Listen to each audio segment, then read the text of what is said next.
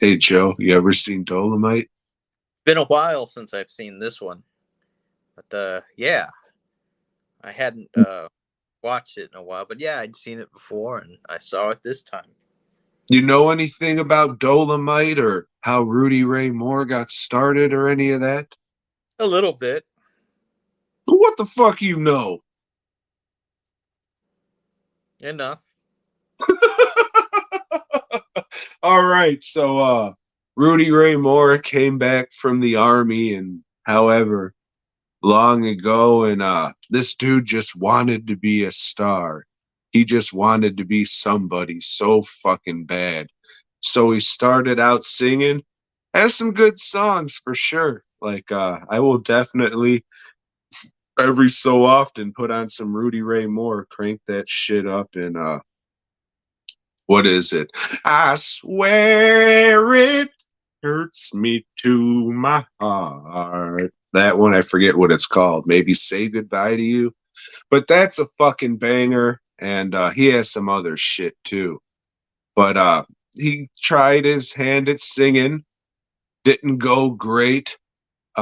He tried his hand at comedy and after well I should say when he was doing the singing shit he was working at this place called Dolphins of Hollywood, which anytime anybody in these Dolomite documentaries and shit they talk about Dolphins of Hollywood, they say, oh, this legendary place, this fucking legendary place, Dolphins of Hollywood.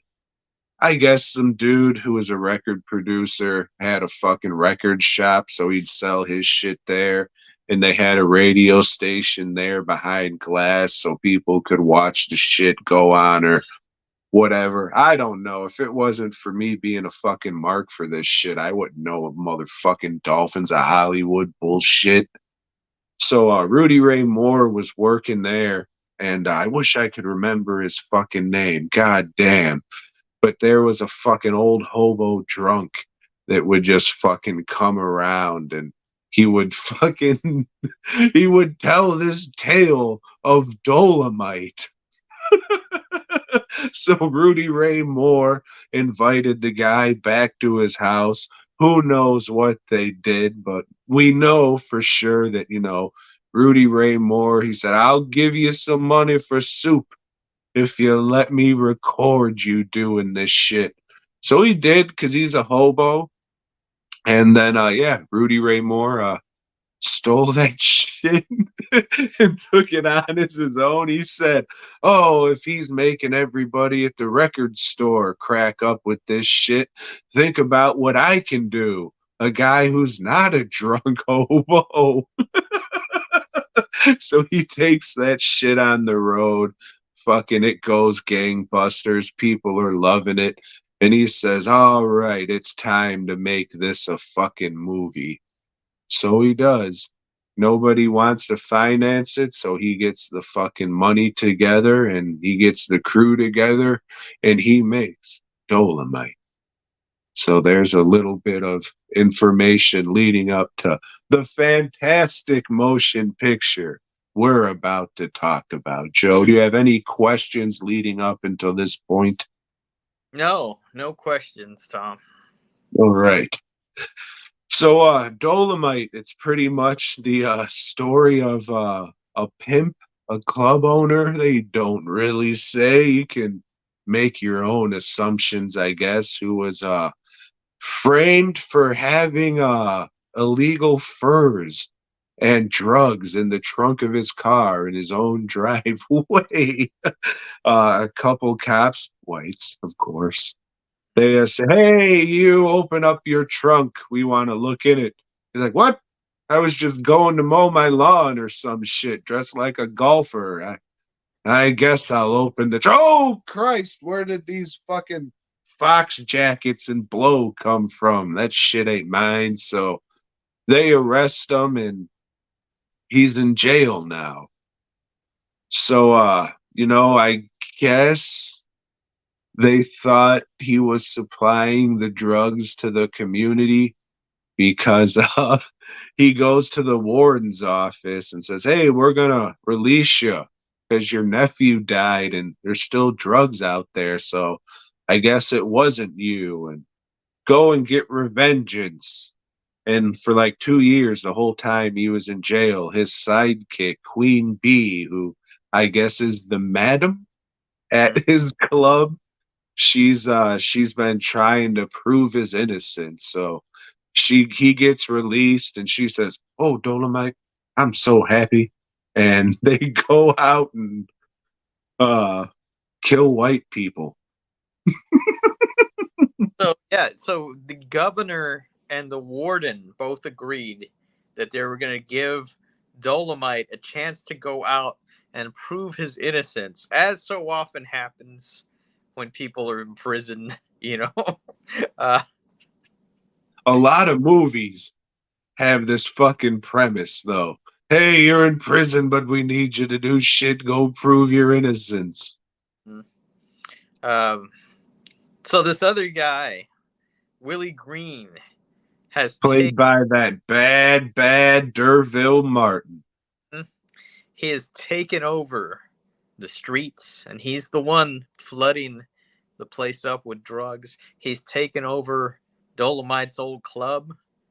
Uh, yeah, he's just a bad guy. And Derville Martin is the one who directed this movie. And from what was said, he didn't give a fuck. Most of the people making this movie didn't think shit was going to happen. And they were just collecting a paycheck until the money ran out, just doing whatever, half-assing it. Supposedly, Derville Martin would show up drunk on vodka, drinking fucking vodka all the goddamn time. So, you know, yeah. So, Dolomite, he's just trying to get back what's his. He wants the club back. He wants revengeance, even though he really doesn't, and that just kind of falls off. He just gets out of prison and starts living life normally, just shooting motherfuckers with disregard for him being like out on this secret parole or some shit that only three people know about.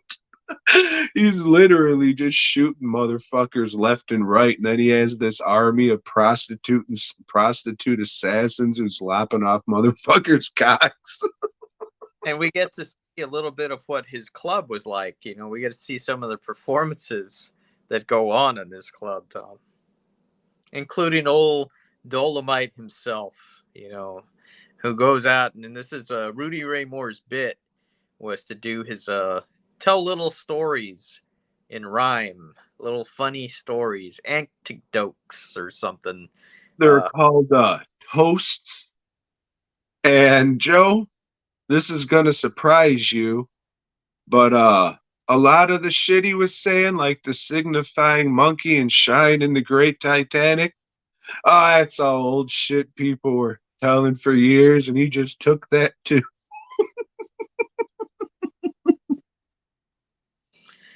Did he have an original bone in his body? I don't know, but he made me laugh when he did the shit.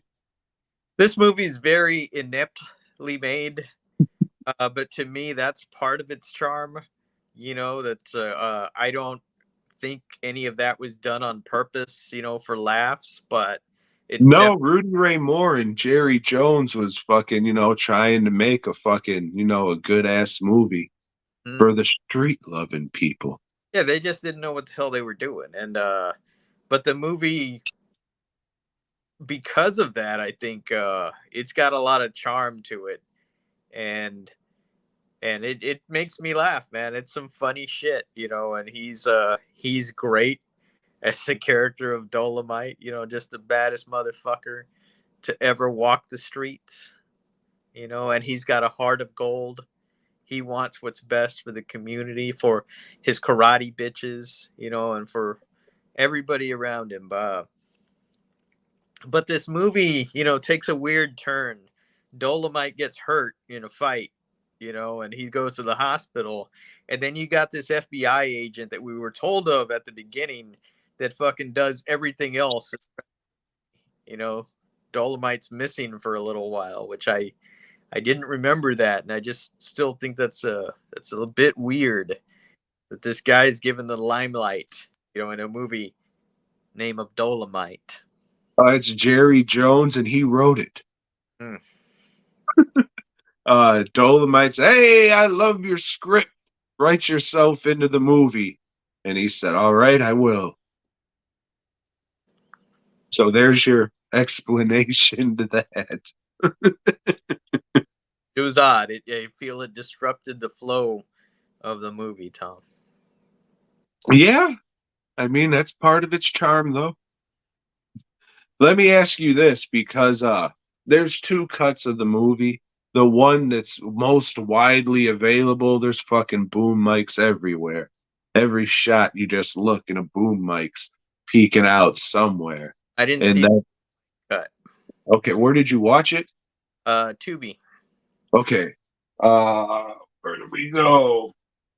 This one that Vinegar Syndrome put out, I don't know, it could be fucking 10 years ago now, fucking I don't know, but it is out of print, so you can't really get it now unless you like a retailer or something, doesn't matter. But that was the first time that the movie was actually presented in its proper aspect ratio. So I mean, the print was fucked. That's why all the releases you seen the boom mic, and it wasn't fucking cropped right. So I mean, technically, it was shot correct. It just wasn't processed correct. If that's the fucking word for it or anything, but Yeah, the it, piss leg girl, she popped up before the movie started. So what that is the cut that's on Tubi. right on. Now, And that disc has both cuts on it. If you want the original boom mic cut, as they call it, that's on there. If you want the proper aspect ratio cut, that is on there too. so I've I seen both. but I have the old DVD from Xenon. Xenon. There you go. Yeah, they released that shit 2, 3 times. I still have a set with this one. I think it's a Dolomite Total Experience that has fucking everything on it. That is definitely the boom mic cut. But if you're just watching the movie to laugh and giggle and you don't really give a shit about Rudy Ray Moore, then yeah, watch the fucking boom mic cut because that's what the fuck you're there for. But like it doesn't bother me which cut I watch now. The last few times I watched that Blu-ray, so it automatically goes to the proper one. But yeah, it all depends on what you're trying to get out of the movie. I actually like the movie and the independent spirit behind it. Just like, God damn it, nobody else is going to make the shit I want to make, so I'm going to fucking make it. And, you know, depending on who you are, you say this movie's a piece of shit. You say it's fucking entertaining. Both are, I can understand both arguments, but it is what it is. I think it's good shit, worth watching. My least favorite out of the four core Dolomite movies, but still, it's fucking fun. I had fun time watching it. Put it on in the shop. Fucking, he's bad. Man's out of sight. Every time that comes on, I'm dick dancing around the shop, not getting work done. Good stuff.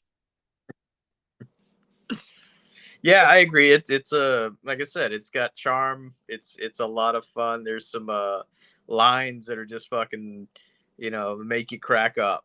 It's some good shit. It is definitely a movie of its time. I dig it. Nah, the book we'll be referencing for the next few weeks. What the fuck is it called? Thank you for letting me be myself. Rudy Ray Moore book. I think these are almost sold out, or holy shit. I don't think that's fucking right.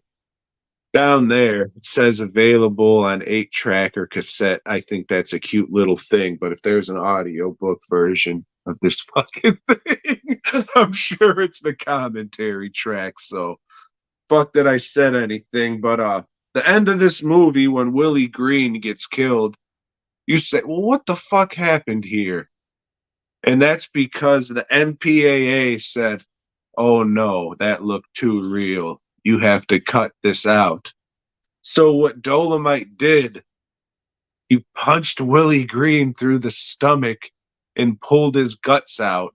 Like you just see him punching him and then him wiping blood on his shirt. So there is a surviving image of Willie Green after he got his stomach punched and his guts ripped out. So that is how he met his demise. He just didn't get some fucking weird punch, and then all of a sudden Dolomite's hands fucking bloody as shit. So there's that. But yeah, it's good shit. For the next few weeks, I'll be like, yeah, would recommend watch this shit. You're a fucking racist if you don't. How about that, you piece of shit?